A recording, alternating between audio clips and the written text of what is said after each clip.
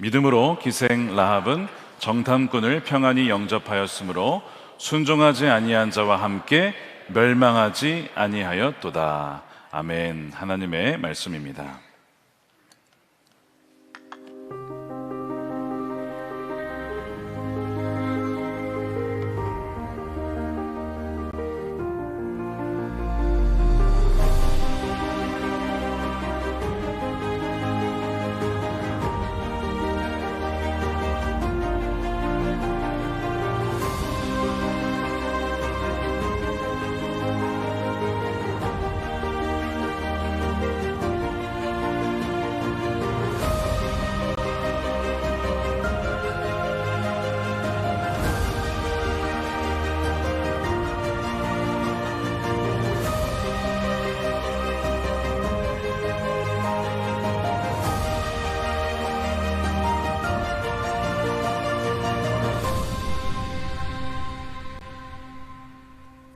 네, 우리 서로 인사하겠습니다. 여러분을 환영합니다. 당신을 환영합니다. 축복합니다. 인사하겠습니다. 네, 우리 그러면 인사하겠습니다. 진짜요? 이렇게 인사하겠습니다. 네, 진짜 환영합니까? 진짜 저를 맞아주시는 겁니까? 오늘의 주제가 환대이기 때문에 그렇습니다. 자, 오늘 믿음의 DNA 시리즈 9번째입니다. 라합의 믿음, 환대의 DNA라는 제목의 말씀을 나누겠습니다. 제가 2021년 초에 이제 박사과정을 마무리하면서 논문을 마무리해야 될 때가 있었습니다. 목회를 하고 있었기 때문에 좀 고민을 했는데 마침 교단에서 저에게 거의 7년이 됐기 때문에 넘었기 때문에 안식년을 가야 되지 않겠냐라고 제안을 해 주셔서 감사하게도 교단과 교회 허락을 받아서 6주간의 쉼을 얻고 논문을 마무리할 수 있는 시간이 있었습니다. 그때 찾아간 곳이 어디였냐면 미국 텍사스의 남부에 있는 갈베스톤이라고 하는 곳입니다. 이 바닷가, 미국의 남부 지역이죠. 그곳이었습니다. 그곳에 가서 이제 논문을 마무리하게 되었는데 그곳은 사실 사연이 있는 곳이었습니다. 2008년에 그곳에 허리케인 아이크가 강타를 하게 되는데 이 갈베스톤에 있었던 이 볼리바 반도의 마을 전체를 덮치게 됩니다. 그래서 거의 대부분의 집과 마을들이 정말 다 무너지고 흔적도 없이 사라지고 그야말로 허허 벌판이 되는 충격적인 사건과 아픔이 있던 곳이 바로 그 갈베스톤이었습니다. 제가 갔을 때는 이미 다 복구가 되어서 많은 집들이 세워져 있었는데 2008년에는 많은 집들이 사라졌던 거죠. 자, 그런데 그 당시에 전 세계를 놀라게 한 한 장면이 있었는데 그게 뭐냐면 모든 집이 마치 성냥갑 무너지듯이 그렇게 다 쓸려갔는데 거기에 단 하나의 집만 딱 남아있는 겁니다. 노란색의 모양의 색깔의 집만이 그냥 쓸려가지 않고 딱 세워져 있었던 것이죠. 사람들이 그것을 마지막 남은 집, The Last House Standing이라는 표현을 쓰면서 마지막 남은 세워져 있는 집이라고 이렇게 명명했습니다. 사전을 보시면 바로 이 집입니다. 다른 것이 다 쓸려갔는데 저 집만 아무런 피해 없이 허리케인이 왔냐 싶을 정도로 그렇게 남아 있었던 것이죠. 자, 어떻게 저럴 수 있었을까? 사연이 있었습니다. 저 집의 주인이었던 워렌이라는 분이 이미 2005년에 허리케인을 통해서 집을 잃은 경험이 있어요. 그래서 다시 집을 지을 때에는 허리케인 이 방제 기준에 맞춰서 설계를 한 것입니다. 바람이 불어도 바람이 빠져나갈 수 있도록 하고 또한 보통 집의 위치를 더 높은 곳으로 해서 바닷물이 지나가도 쓸려가지 않도록 그렇게 방제 기준에 맞췄기 때문에 허리케인이 왔을 때 전혀 끄떡하지 않고 남을 수 있었다라는 그 이야기를 한 적이 있습니다. 여러분, 이 장면을 잘 생각해 보시면 우리 주님께서 우리에게 하신 말씀이 떠오르죠. 누군가는 모래 위에 집을 지었기 때문에 겉으로 보기에는 멀쩡한 것 같지만 폭풍이 밀려면 결국에는 무너지는 집과 인생이 있는가 한 반면에 어떤 사람의 인생은 폭풍이 와도 흔들리지 아니하고 반석 위에 지었기 때문에 정말 끝까지 살아남는 인생, 집이 있다라고 말씀을 하셨던 것이죠.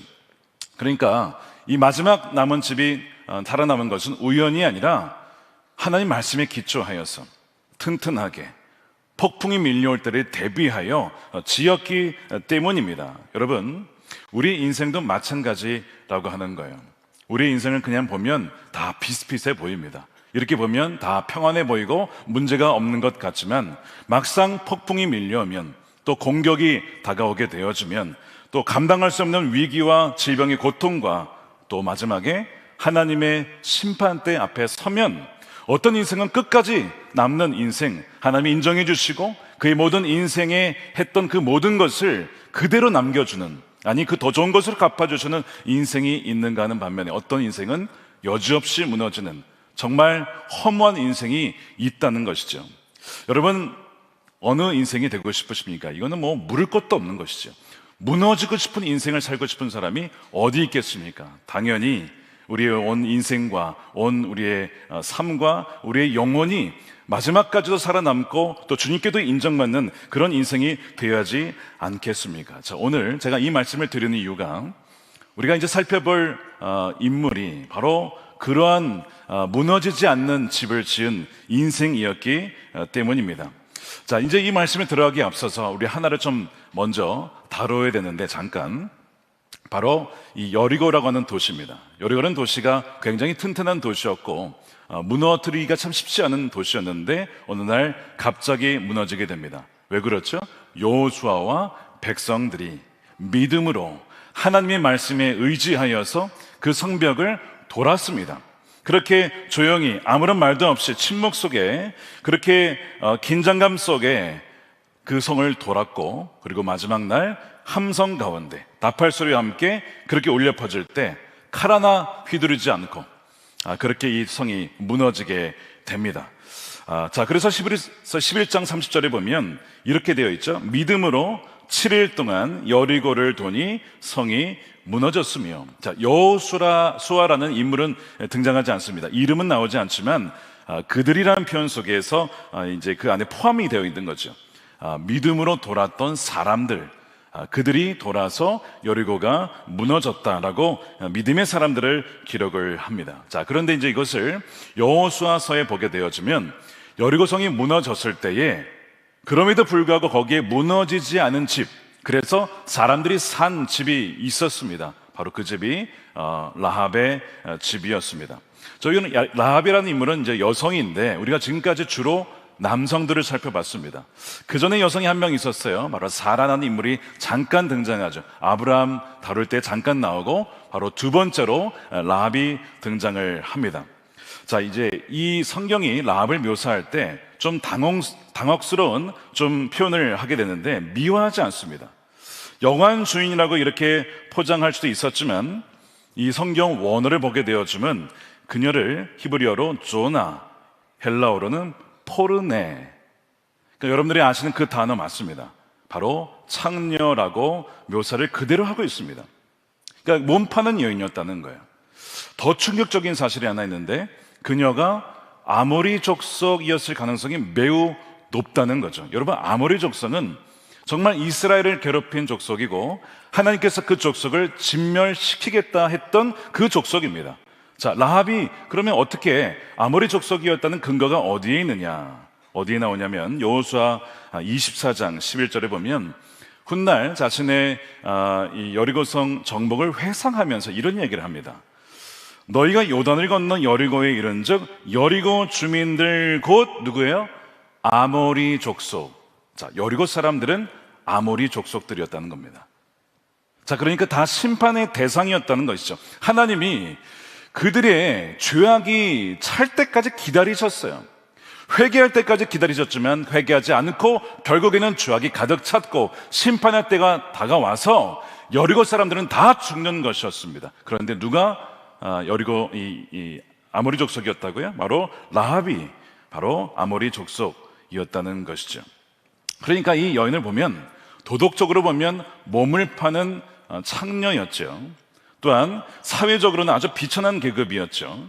영적으로는 하나님의 진멸, 이 헤람이라고 하는 하나님의 심판을 받을 수밖에 없었던 죄악에 가득 찬 아모리 족속이었습니다. 태어날 때부터 하나님과 원수된, 하나님의 어떤 말씀과 하나님의 권위를 무시하고 결국에는 심판받을 수밖에 없었던 자가 바로 이 라합이었습니다. 구원의 가능성은 0.1%도 없었던 여인이 바로 이 라합이었던 것이죠. 자, 그런데 이제 성경은 바로 이 여인이 그 도시에서 그 가정만이 유일하게 살아남았다라고 말씀을 합니다. 게다가 믿음의 전당에 올라왔다라고 말씀을 해요.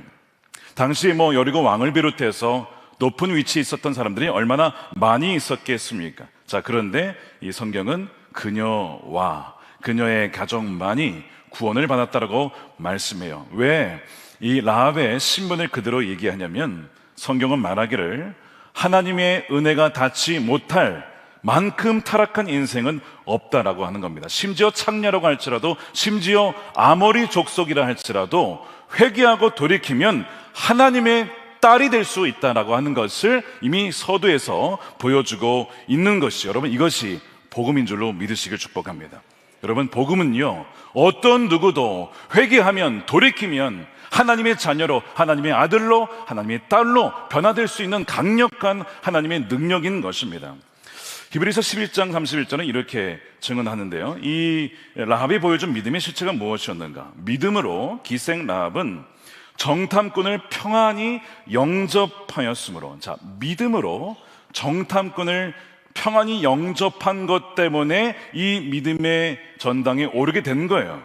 순종하지 아니한 자와 함께 멸망하지 아니하였다는 것입니다. 자, 정탐꾼을 평안히 영접하고 환대하여 멸망당하지 않았다. 여러분, 이 구절을 상식적으로 읽으면 이해가 잘 안 되는 구절입니다.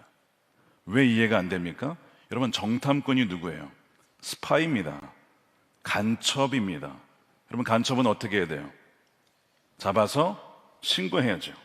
감옥에 넣어야죠. 여러분, 그것이 정상이에요. 근데 이제 정탐꾼을 영접했다는 거예요.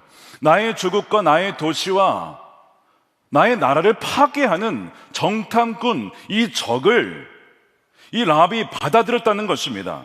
상식적으로 이해가 되지 않죠.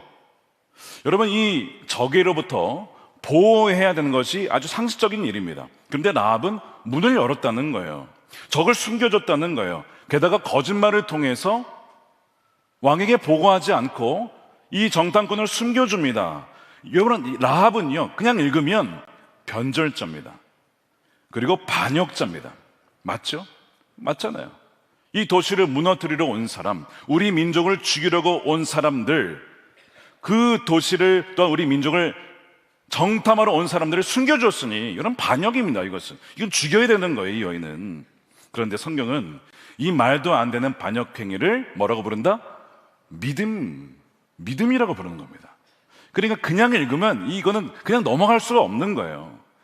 자신의 민족과 도시와 나라를 팔고 넘긴 자가 어떻게 믿음의 사람이 되느냐, 이거죠. 그래서 우리는 물어야 됩니다.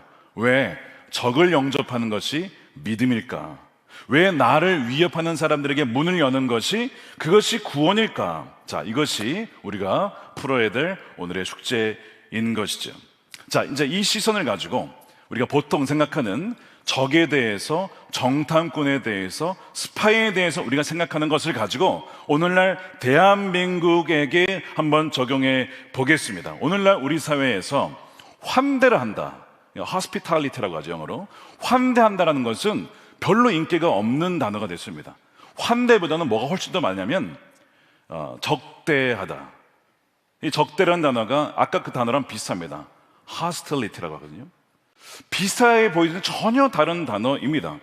크리스텐 폴이라는 교수님이 책을 하나 썼는데, 손대접이라는 책에서 현대사회가 구조적으로 환대가 이제 불가능하도록 바뀌었다는 거예요. 예를 들면 우리는 각자의 여리고성에 산다는 겁니다. 아파트에 살거나 연립에 살거나 집에 살면서 문을 잠그고 비밀번호를 걸기 때문에 그걸 모르면 아무도 접근할 수가 없는 그런 사회에 살죠. 무슨 얘기냐면 우리는 낯선 사람을 반기지 않는다는 겁니다. 낯선 사람을 좋아하지 않아요. 솔직히 말하면요, 낯선 사람이 여러분 두렵습니다. 밤에 돌아다니기 무서운 게 귀신 때문이 아니라 사람이 무서운 거예요. 사람이 밤에 사람을 만나면 무서운 겁니다. 그래서 사람이 무섭기 때문에, 낯선 사람이 무섭기 때문에 우리는 경계하죠. 두려워합니다.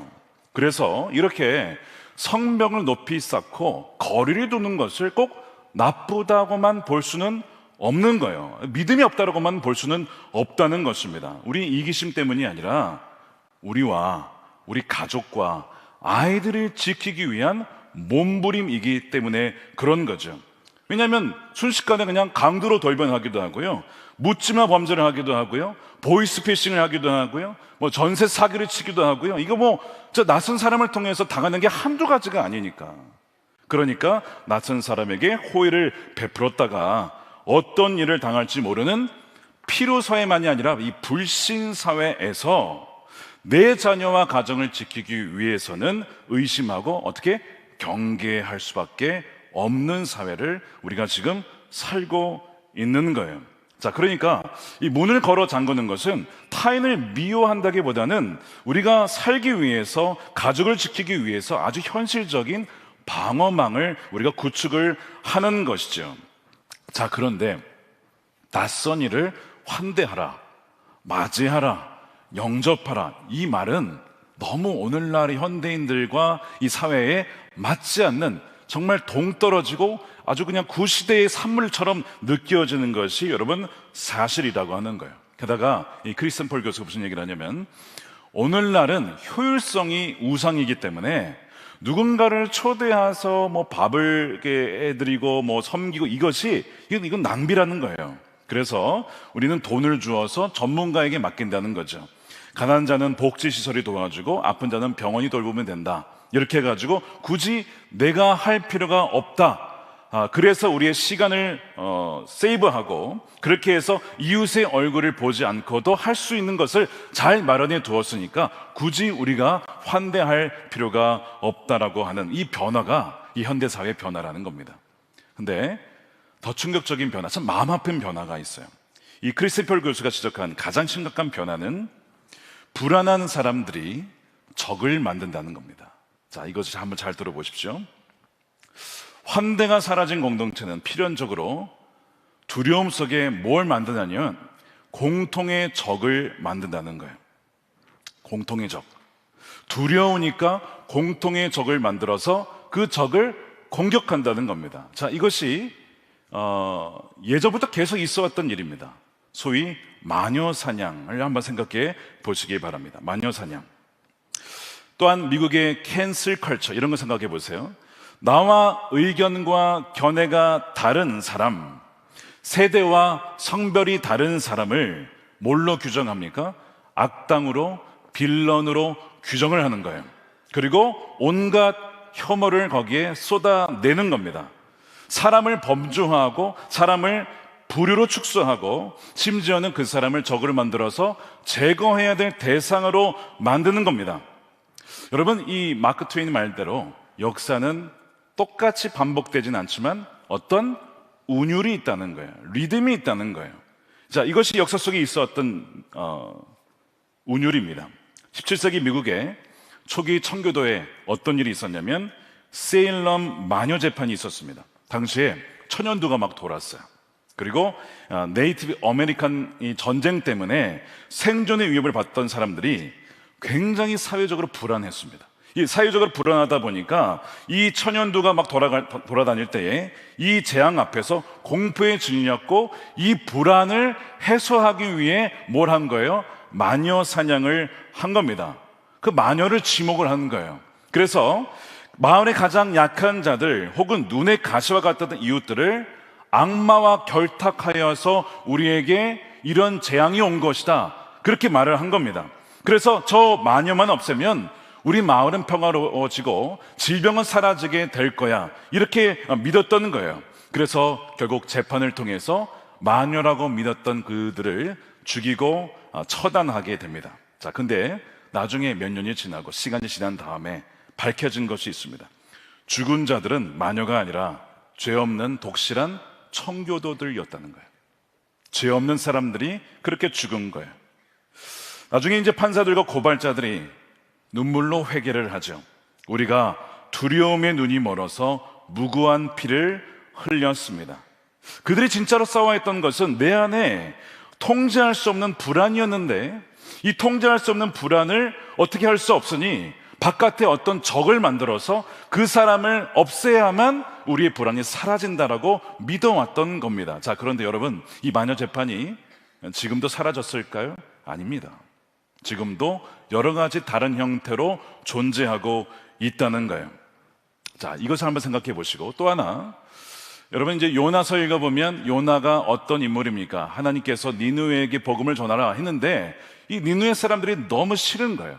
우리나라의 적이고 우리나라를 파괴시키는 아주 나쁜 민족이니까 이 복음을 듣고 회개하면 안 된다 이거예요. 구원받으면 안 된다는 거예요. 그래서 거부했던 사람이 이 요나 선지자였어요. 나라를 사랑하는 마음은 너무나 좋았지만 이 너무나 배타적인 민족주의자가 되어서 이 니느웨를 그렇게 미워한 것입니다. 자, 그런데 하나님의 마음은 뭐였습니까? 그 니느웨에 내 백성들이 많다는 거예요. 좌우를 분별하지 못하는 나의 어린 백성들도 많다는 거예요. 그래서 그들이 나는 살기를 원한다. 그런데 요나는 그 마음을 전혀 이해하지를 못하는 것입니다. 우리 민족은 선민이고 저들은 이방인이니까 저 잔인한 아수르 놈들은 심판받아 마땅합니다 라고 생각을 했던 것이죠. 자, 이것이 바로 복음에 대한 적대감이었고 더 나아가서 하나님에 대한 적대감이었습니다. 자, 여러분 한번 생각해 봅시다. 우리 안에 혹시 누군가를 향한 적대감 혹시 있지 않으십니까? 내 안에 니느웨가 있지 않습니까? 내 안에 마녀가 있지는 않습니까? 야, 저 사람만 없으면 우리나라가 훨씬 더 잘 될 텐데 라고 하는 그 마녀 말입니다. 우리도 얼마든지 그렇게 그 시대의 흐름에 맞춰서 말씀드린 것처럼 반복되는 역사의 리듬과 운율에 따라서 우리도 그렇게 쓸려갈 수도 있다는 것이죠. 그래서 이런 영적인 적대감이 바로 인종차별의 뿌리가 되는 거예요.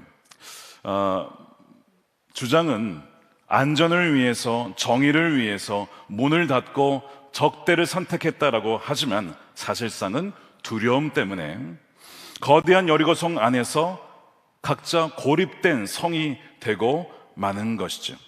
안전할지는 모르겠지만, 외롭고 편안할지는 모르겠지만 생명력과 사랑이 사라진 삶, 혹시 이것이 우리의 지금 오늘날 대한민국과 한국교회의 현실이 아닐까, 우리가 한번 돌아봐야 된다는 거죠.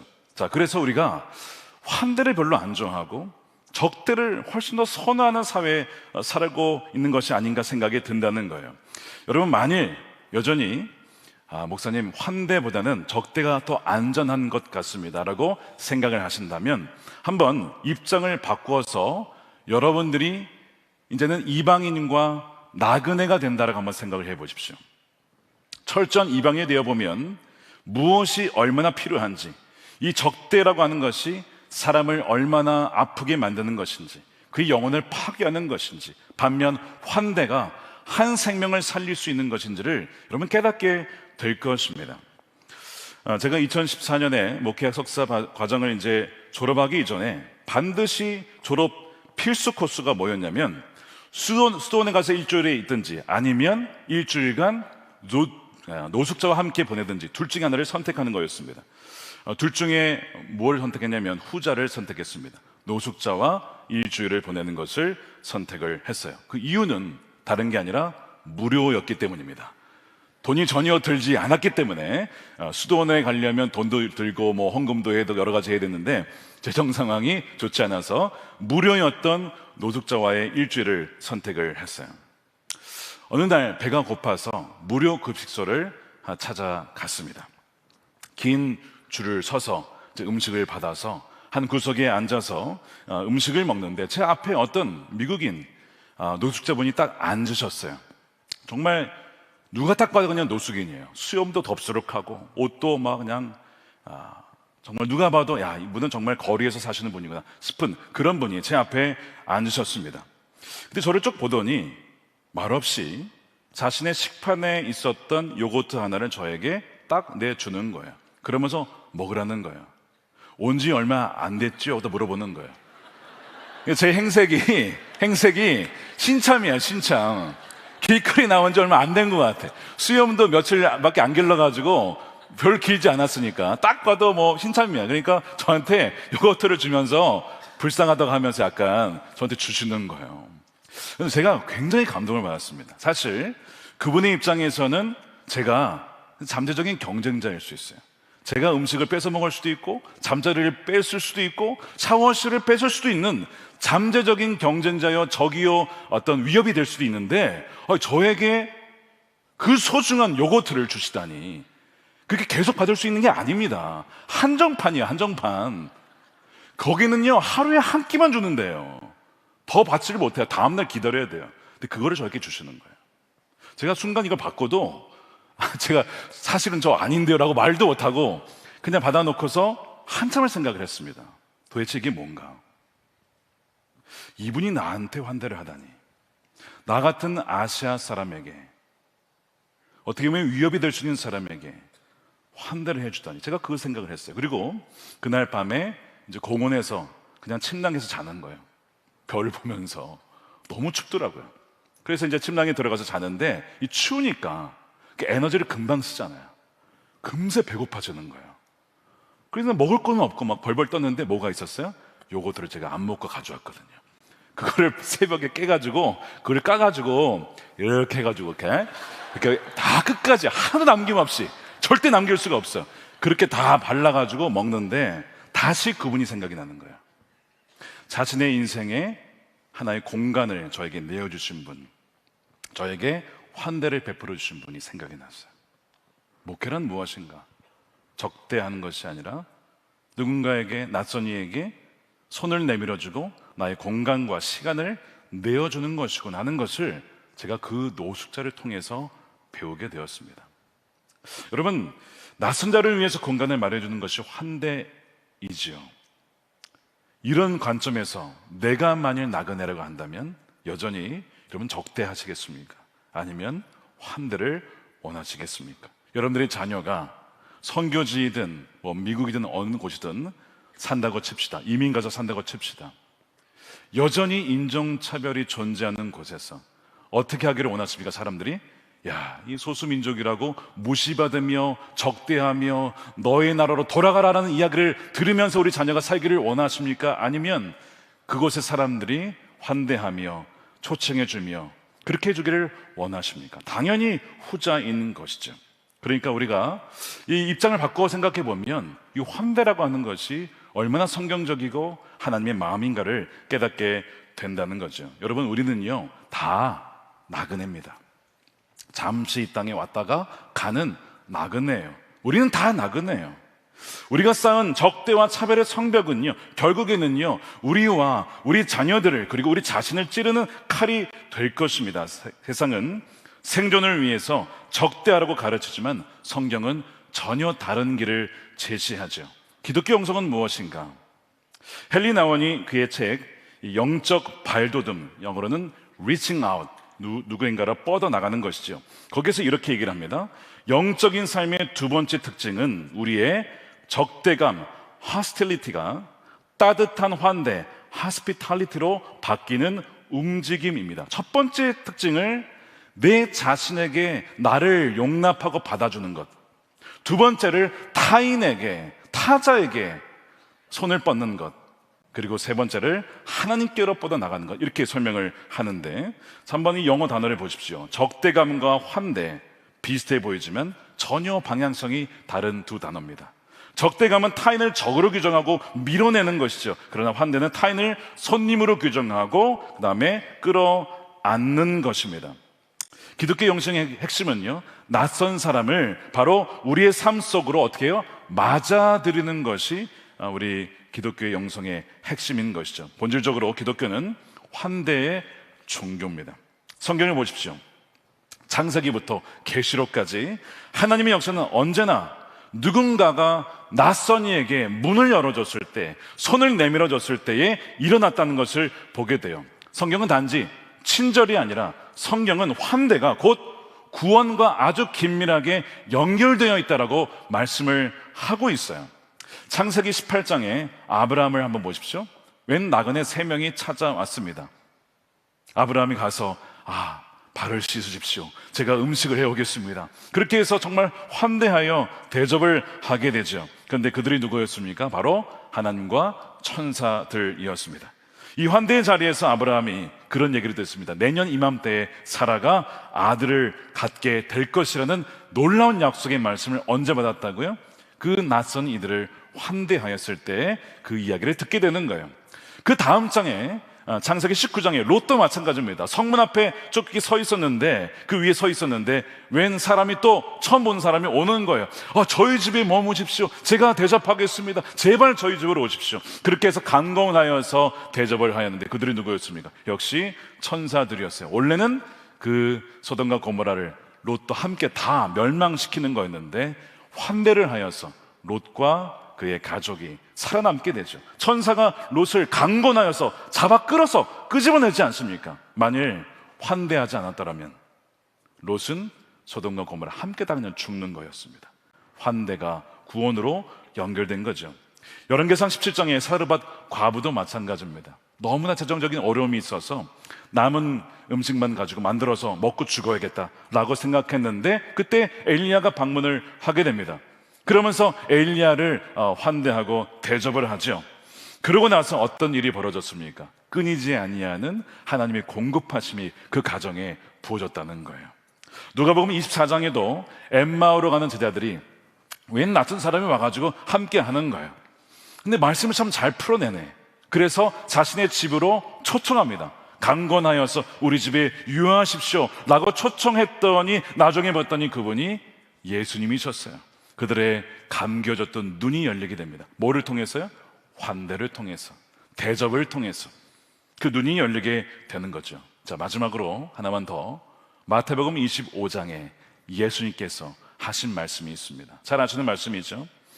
양과 염소를 가르는 기준이 무엇이냐? 여러분, 누가 양이고 누가 염소일까요? 자, 내가 양이라고 생각한다면 들어보세요, 손들을.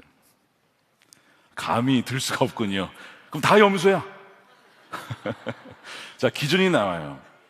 지극히 작은 자에게, 즉 낯선 자, 타자, 때로는 위협이 되고 나의 것을 빼앗아 갈 수도 있는 것처럼 보이는 이들을, 그들을 대했느냐, 어떻게 대했느냐, 그들을 환대하였느냐, 그들을 적대하며 무시하였느냐에 따라서 양과 염소로 갈라지게 된다는 거죠.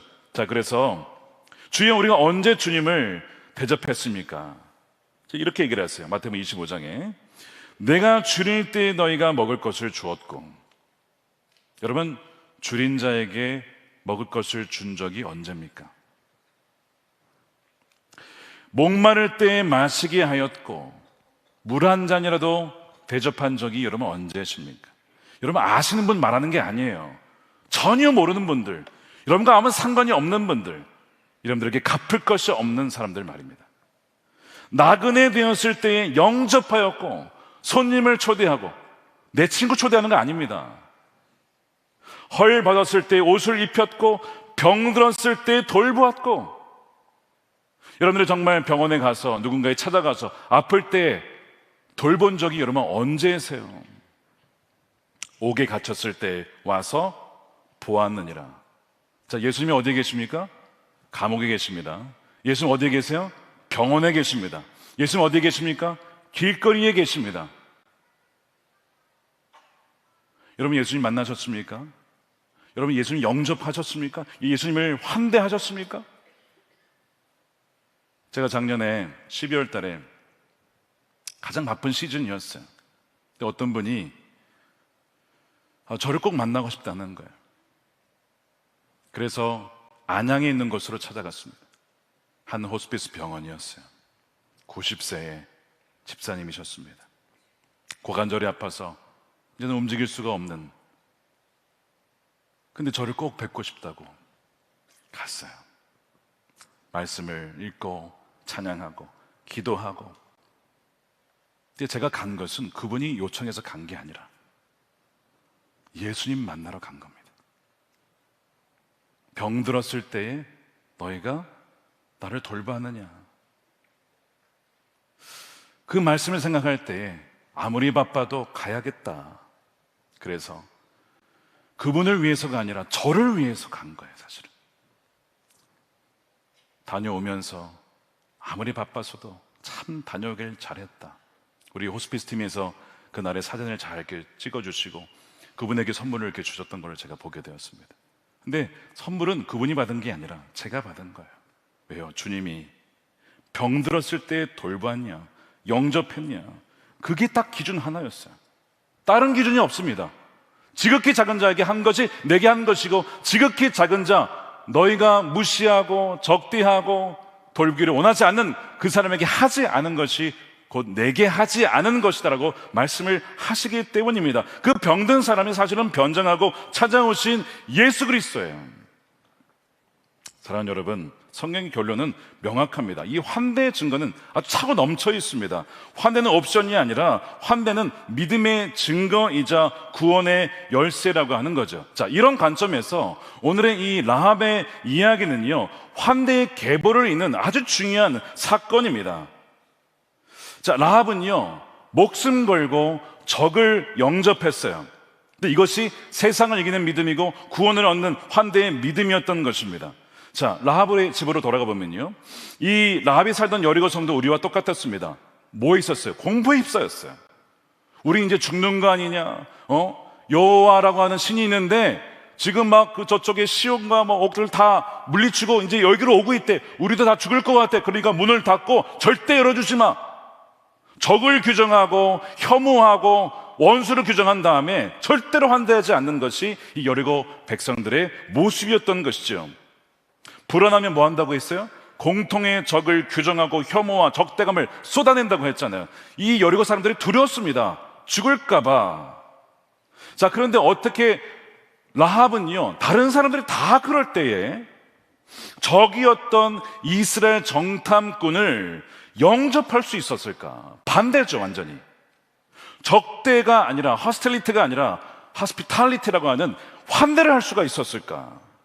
그녀가 가진 어떤 그 믿음이 있었는데요, 하나님만이 유일한 신이라는 믿음이죠. 근데 그 믿음을 어떻게 그녀가 가지게 되었냐면, 참 놀라운 것이 여호와에 대한 소문을 듣고 믿음을 갖긴 거예요. 소문을 듣고.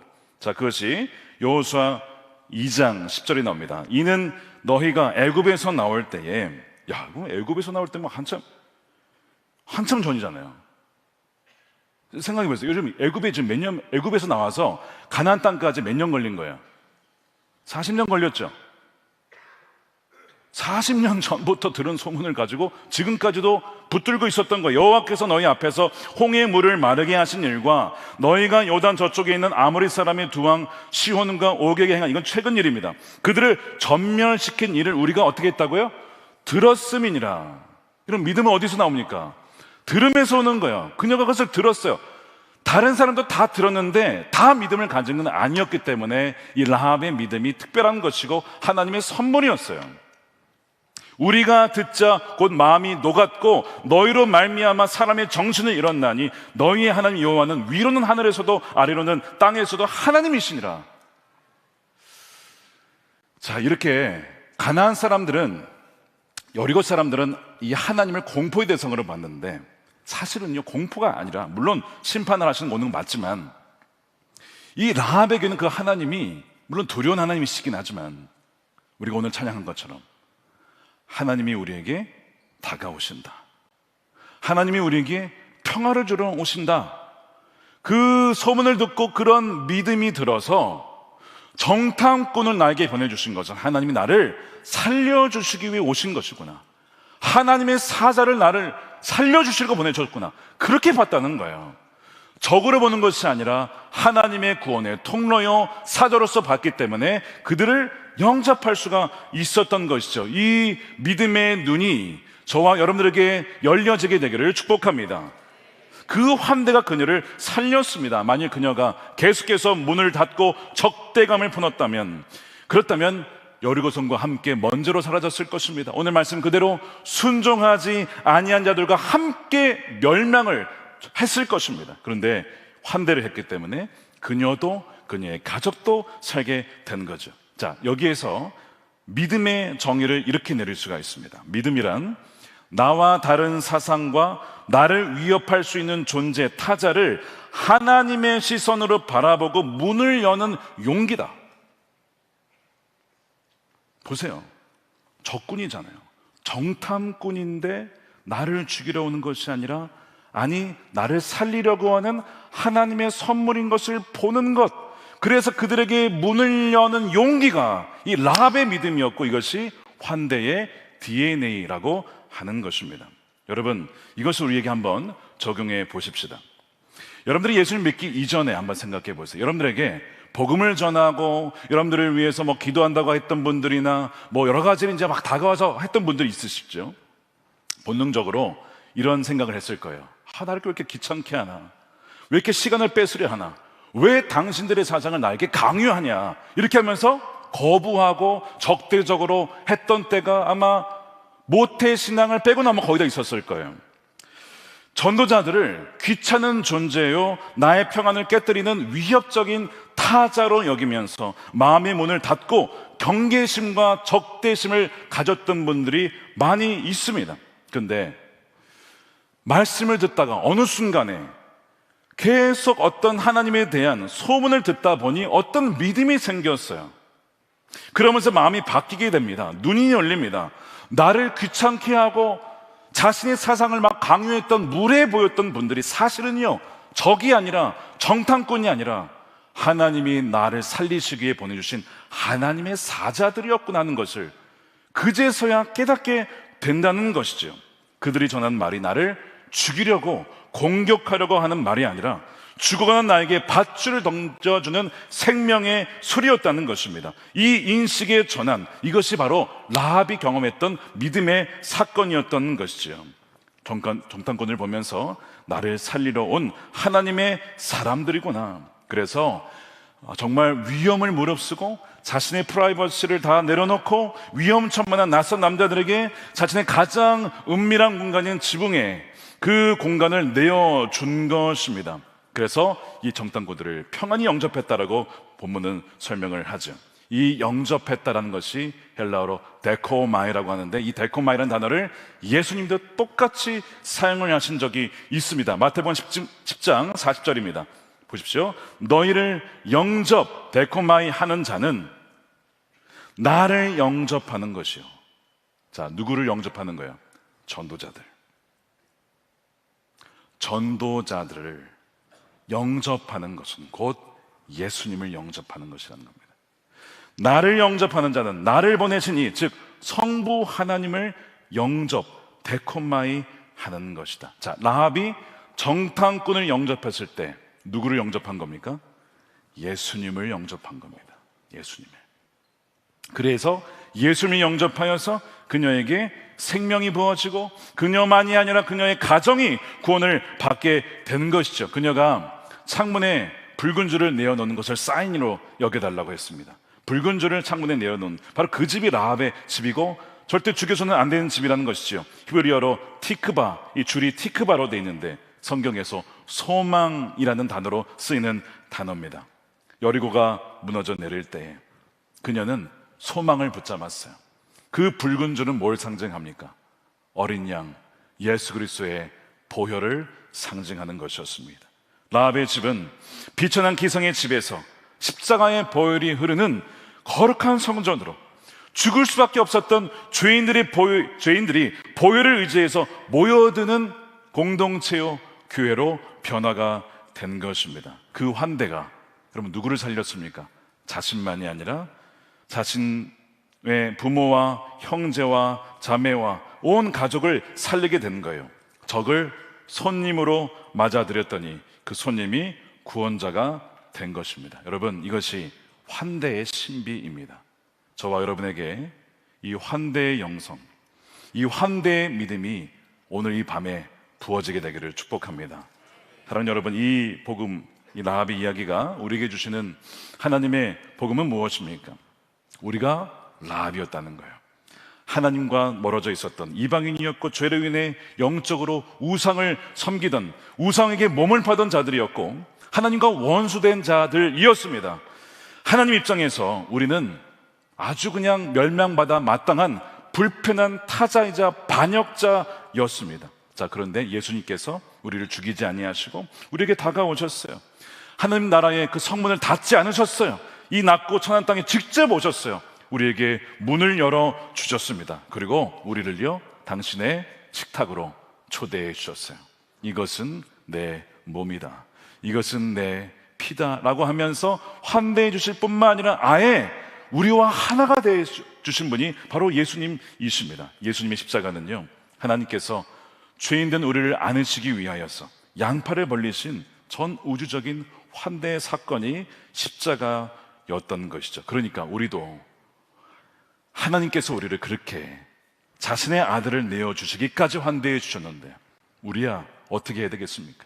우리도 적대할 것이 아니라, 물론 분별을 해야겠지만 적대할 것이 아니라 환대를 통해서 타자를, 이웃을 받아들여야 된다는 거죠. 이 환대가 한 인생을 어떻게 송두리째 바꿨는지를 보여주는 참 많은 이야기들이 있는데 그 중에 한 이야기입니다. 로사리아 버터필드라는 분이 계십니다. 책을 여러 권 썼는데 그 중에 책 중에 이 복음과 집 열쇠라는 책이 있습니다. 개역된 실천사에서 번역이 됐는데 자신의 이야기를 합니다. 자, 그녀가 어떤 사람이었냐면 뉴욕의 시라큐스 대학의 교수입니다. 영문학 교수인데 그게 다가 아니라 이성애를 정상으로 간주하는 남녀 이분법적 체계에 의문을 제기하고 비판하는 퀴어 이론이라는 것이 있습니다. 거기에 전문가입니다. 퀴어 이론의 전문가. 무엇보다도 기독교를 혐오하는 전투적인 레즈비언 아주 액티비스트 활동가입니다. 전투적으로. 그녀에게 기독교인은 누구냐면 생각이 없는 꽉 막힌 사람들이었고 척결해야 될 적이었습니다. 그녀는 마치 여리고성의 왕처럼 혹은 회개하기 전에 라합처럼 하나님과 가장 멀리 떨어져 있었던 대적자였죠. 어느 날 그녀가 지역신문에 기독교를 아주 신랄하게 비판하는 글을 올립니다.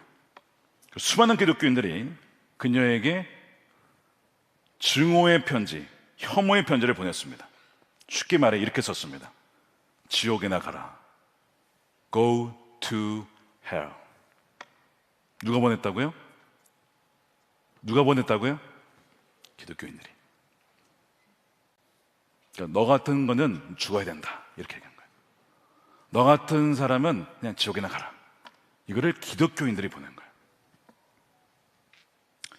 근데 딱 한 통, 켄 스미스라는 목사님이 편지를 보냈는데 지옥에나 가라로 가지 않고 정죄도 없이 설교도 없었어요.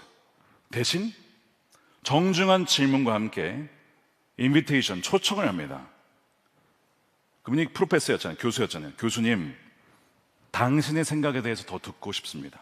저희 집에 오셔서 저녁 식사를 함께 하시지 않겠습니까? 그러니까 이제 그녀가 호기심 반 또한 논쟁을 하는 마음 반으로 그 집에 가면서 전투를 준비해 갑니다. 내가 이 목사를 회심시키리라. 무신론자로 만들리라. 이렇게 생각을 하고 가는 거예요. 근데 이 켄 목사 부부가 환대로 그녀를 맞이합니다. 그녀를 개조해야 될 프로젝트나 타도해야 될 적으로 보지 않았어요. 그저 하나님의 형상을 닮은, 경청받아야 될 한 명의 이웃으로 존중을 합니다. 그리고 따뜻한 밥상을 준비해요. 그리고 열린 성경책과 무엇보다 자신을 향한 무조건적인 수용과 경청, 이 급진적이고 평범한 환대의 식탁은 그녀의 아주 굳게 걸어 잠겼던 그 마음의 빗장을 아주 조금씩 허물게 만듭니다. 매주 월요일 저녁에, 월요일에 쉬니까 목사님들은, 그래서 저녁에 식탁의 교제가 무려 2년간 이어집니다. 그리고 그 2년 동안 그렇게 기독교를 공격하던 그 날카로운 칼날이 환대의 온기 앞에 녹아져 내립니다. 그리고 회심을 하게 되죠. 그녀의 첫 번째 책 제목이 뜻밖의 회심입니다. 그녀가 이렇게 고백을 해요. 나의 마음을 녹이는 것은 논리적인 설교가 아니었습니다. 나를 적으로 규정하지 않고 식구로 받아준 그 따뜻한 밥상이었습니다. 레즈비언 활동가에서 그녀가 목사님을 만나 결혼하여 사모님이 됩니다. 하나님의 원수가 하나님의 딸이 된 것입니다. 한때 레즈비언이었던 저자가 아까 그 복음과 집 열쇠라는 책을 누구에게 헌정하냐면 남편에게, 나중에 남편을 만나요. 목사인 남편에게 헌정을 하면서 이렇게 썼어요. 자기가 원래 레즈비언이었잖아요. 남편에게 이렇게 썼습니다. 신실한 남편, 우리 가족의 리더, 우리 아이들의 아버지, 나의 용기 있는 목사, 주 예수 그리스도의 겸손한 제자. 이 책의 어느 한 페이지도 당신 없이는 쓰여질 수도, 그렇게 살아낼 수도 없었습니다. 나의 모든 사랑을 담아 이 책을 당신에게 헌정합니다. 왜 헌정했을까요? 켄 목사님만이 아니라 이 목사님도 그녀의 모든 지난 과거를 그대로 받아준 겁니다. 레즈비언이었던 그 엔티 크리스천이었던 자, 그 모든 것을 다 용서하고, 아니 기억도 하지 아니하고 그녀를 그대로 환대하며 받아주었던 그 남편에게 너무 고마워서 이 책을 나의 남편에게 헌정한다라고 책 앞에 그렇게 쓰여 있는 것입니다. 여러분, 라합이 정탐꾼들을 영접했잖아요. 환대했잖아요. 성경은 그 중에 한 명과 라합이 결혼했을 것이라고 추정합니다. 그리고 그녀와 그녀의 남편이 함께 어디 올라가요? 예수 그리스도의 족보에 올라갑니다. 환대를 통해서 구원을 얻을 뿐만 아니라 예수 그리스도의 한 다윗의 조상이 되는 거예요. 이 놀라운 구원이 그녀에게 부어진 것입니다. 그래서 이 켄 스미스 목사의 환대가 그녀를 영원한 생명으로 인도했고, 그녀 역시 켄 목사 부부를 그렇게 영접하여 서로 다 놀라운 구원의 놀라운 능력을 보게 된 거예요. 그래서 그녀가 자신의 집을 어떻게 하냐면 환대의 집으로 오픈을 합니다. 그래서 그녀의 집은 지금 동네의 모든 사람들, 고독한 이웃과 마약 중독자와 가난한 자들이 마음 편히 들어와 밥을 먹는 영혼의 병원이 되었습니다. 그녀가 이렇게 얘기를 해요. 복음은 굳게 닫힌 문을 뚫고 들어오지 않습니다. 복음은 누군가가 용기 내어 건네준 집 열쇠와 함께 들어옵니다. 이게 책 제목이에요. The Gospel comes with a house key. 누군가의 환대를 통해 복음이 들어온다는 거죠. 근데 여러분, 이 환대가 이 책 속의 이야기만이 아닙니다. 바로 오늘날 우리의 이야기이기도 합니다. 지난 월요일부터 수요일까지 우리 목회계획 세미나를 잘 다녀왔습니다. 첫째 날 집회를 하는데 영상이 있었어요. 제가 영상을 보여드리고 싶은데 차마 이제 프라이버시도 있고 개인적인 이슈가 있어서 제가 다 설명을 드릴 수는 없고 보여드릴 수는 없고, 이 세 분의 인터뷰가 있었는데 다 너무 귀한 감동적인 간증들이 있었습니다. 그 중에 한 분의 이야기만 좀 소개를 해드리겠습니다. 한 자매님이 이야기인데요, 이분은 한때 사람들이 이름만 대면 다 알만한 곳에 이단에 빠져 있었던 분입니다. 많은 피해자가 있었죠.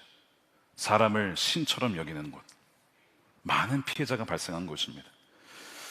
하나님의 은혜로 이것이 잘못되었구나 하는 것을 깨닫게 됐어요. 빠져나오게 됩니다. 근데 정작 갈 교회가 없는 거예요. 받아줄 교회가 없다라고 생각을 하신 거예요. 그러다가 선한목적교회, 온라인 교회, 또 온라인 예배를 이렇게 드리게 되셨어요. 하지만 이렇게 생각하신 겁니다. 내가 현장 예배 간다는 것은 불가능하다. 그리고 교회 오길 망설였던 것은 사람들의 시선도 시선이지만 하나님이 나를 과연 기뻐하실까?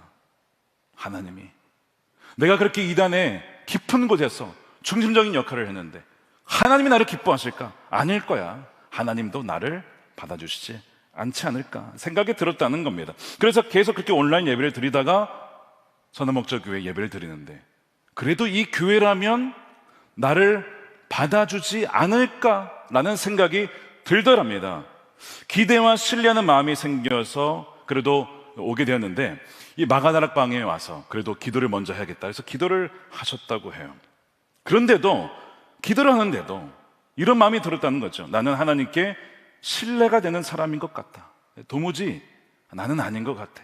이렇게 생각이 드셨다고 해요. 그러다가 그 마가다락방을 나가는데 한 권사님께서 권사님을 만나게 되었고, 나중에 그 권사님께서 하신 말씀이 뭐냐면 자신이 담임 사모님께 웬 청년이 밤늦게 와서 그렇게 울면서 기도를 하고 갔다고 기도 부탁을 드렸다고 하는 것을 그 자매에게 이야기를 해줬다는 거예요.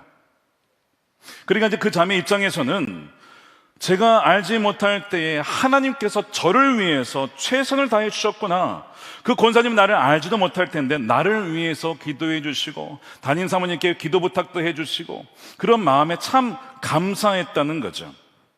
교회가 이 자매님을 맞아 주었습니다.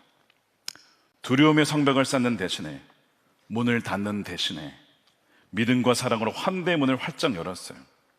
이단에 있었던 분을 경계해야 될 위험 인물로 낙인 찍는 대신에 그녀도 치유받아야 될 상처 입은 영혼으로 하나님이 보내주신, 우리에게 보내주신 잃어버린 양으로 바라본 것이죠.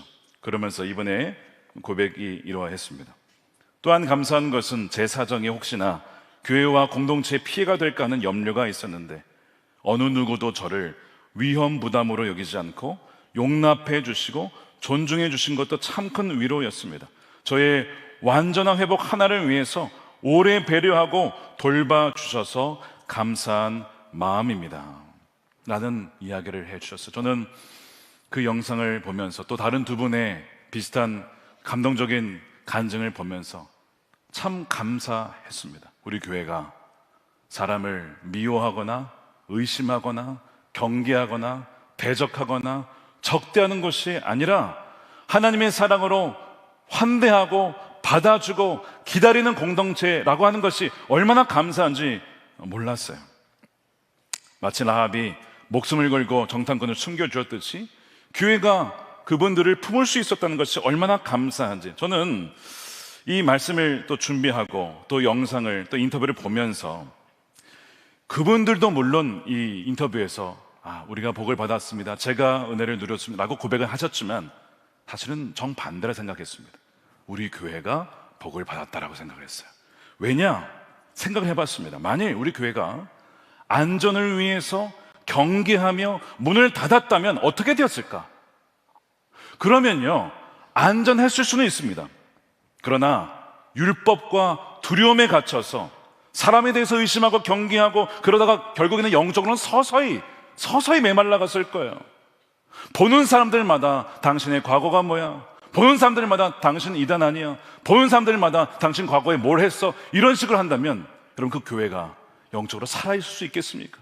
죽는 거예요. 서서히 메말라 죽는 것입니다. 결국에는요, 바리새인들만 남는 곳이 될 수도 있었겠다는 생각에 오히려 교회가 더 복을 받았거나 교회가 그분들을 말미암아 복을 받았거나 마치 라합이 정탐꾼을 영접했을 때, 환대했을 때 라합과 라합의 가정이 복을 받은 것처럼 우리 선한목자교회가 복을 받았구나.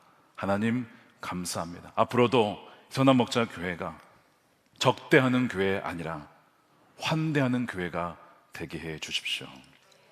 그렇게 기도했습니다. 사랑하는 여러분, 여러분들의 인생에 혹시 타자, 낯선 사람, 정말 경계해야 될 사람, 혹시 물론 정말 이리가 속여서 그렇게 우리에게 다가올 수도 있겠지만, 그런데 정말 하나님이 보내주신 사자이고 하나님 보내주신 정탐꾼인데 내가 그 사람을 의심하여서 내쫓거나 그렇게 적대하는 사람은 혹시 있지 않습니까? 여러분, 그렇게 되면요, 결국에는 우리의 마음 문을 닫게 되면 여리고와 함께 무너질 뿐입니다. 그래서 그냥 감옥이 될 뿐이에요. 이 시간 제가 여러분들에게 오늘 말씀으로 권면해 드립니다. 타인과 또 여러분들이 생각하는 그 사람들을 적대할 것이 아니라 하나님의 시선으로, 하나님이 보내주신 선물로 보는 그 눈이 열리게 되기를 축복합니다. 눈앞의 현실이 아니라 하나님을 바라봄으로, 하나님의 눈으로, 거룩한 하나님을 경외함으로 세상을 향한 공포를 이겨버리고 우리를 향한 하나님의 뜻이 환대를 통해서 이루어지는 그런 인생이 되기를 원합니다. 그래서 용기 내어서 믿음으로 환대의 문을 통하여서 여러분들의 가정이, 여러분들의 삶이, 여러분들의 자녀가 그 폭풍 속에서도 끝까지 살아남았던 그 노란색 집처럼, 반석 위에 지어진 집처럼 우리가 주님 앞에 섰을 때 너가 참으로 잘했다, 너가 사랑으로 환대하여 내 잃어버린 영혼들을 품어주어서 참 잘했다라고 그렇게 인정받고 칭찬받는 저와 여러분들과 이 선한 목적 교회와 한국 교회가 되기를 우리 주님의 이름으로 축원드립니다.